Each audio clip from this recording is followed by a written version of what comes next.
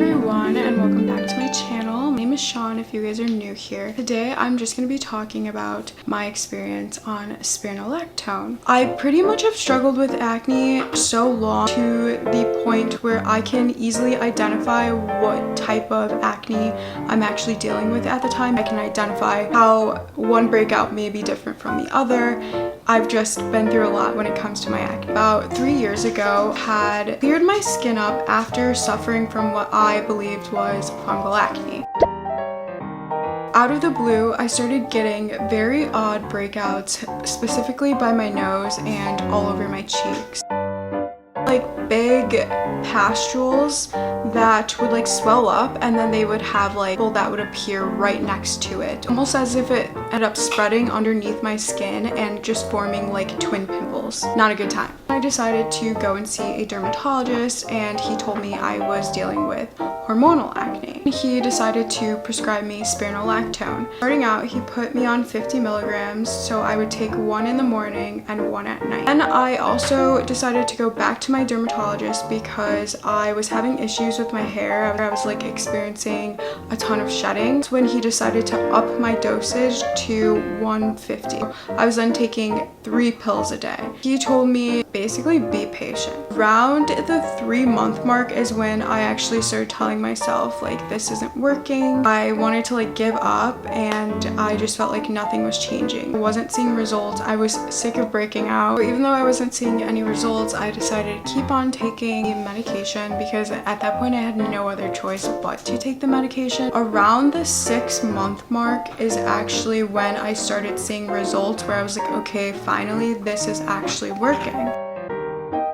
I could tell that I wasn't getting nearly as many pimples as I was before. At that point, I was like trying to address any scarring and hyperpigmentation that I had actually been dealing with. One thing I've noticed when girls are posting about their spironolactone experiences, one person will say, oh, I had this, and this happen. People in the comments will often go, oh, well, I want to try it because they had those results. Spironolactone is not a one-size-fits-all. What I experience might not be something that you experience, and not be something that the other girl on TikTok said that she experienced. It's going to affect everybody's body completely differently. We're all going to have different side effects. We're all going to have different results. It's all going to be different. I get kind of annoyed when I see comments like that. Just because this person had a positive effect doesn't mean you're going to have that same positive effect. You might have a ton of negative effects. It just all depends. Just keep that in mind. Some of the symptoms I had, the first one being I was peeing a lot. I was constantly having to go to the bathroom. Change my dosage to the morning so that I was doing all that during the day versus waking up in the middle of the night and going pee like 17 different times. It was annoying, especially when I was sleeping. Another symptom I experienced was nipple tenderness.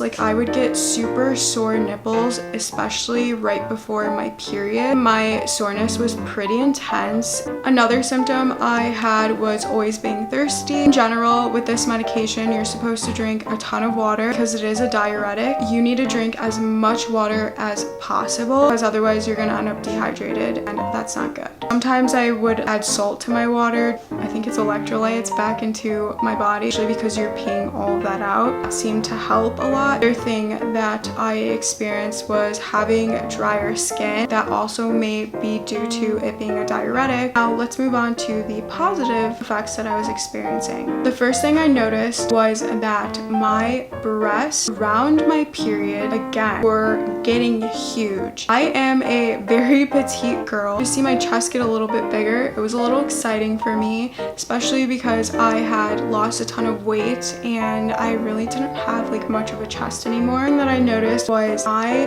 fat distribution was completely changing. The fat was being distributed into places that like I would prefer them to go to. Whenever I started spironolactone, I just felt like I had more of like a little girl body. I also just noticed that my waist, almost like my hips, got a little bit bigger, and it just made me overall look more womanly. So when I did a little research on Reddit, and I had read that other girls were experiencing the same thing I was. I had no idea that that was like a potential side effect, but I wasn't complaining. Oh, before I forget, my hair was growing a lot faster, filling in the sparse areas, and it was making any type of like facial hair I had grow in a lot slower or little to not at all. I noticed I wasn't having to like wax my mustache as often. I would shave my legs. I wouldn't have to shave them every couple days. I could go like a longer amount of time without doing that. Those were all of the side effects that I had, both positive and negative. Yeah, I was very happy with my results. My number one piece of advice would be to just stay consistent and be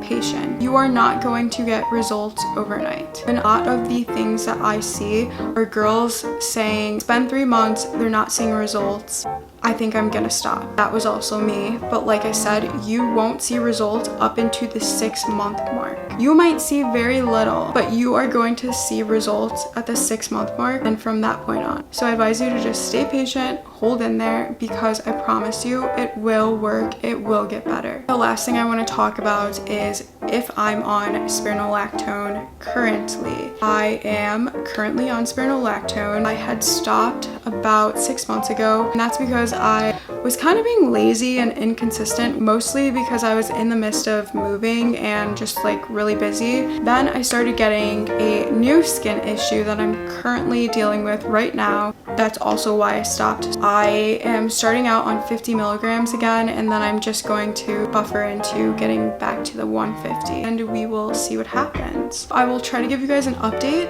and let you guys know what's been going on with it. If any of you guys decide to try spironolactone, I wish you the best. I will talk to you guys later and see you in my next video.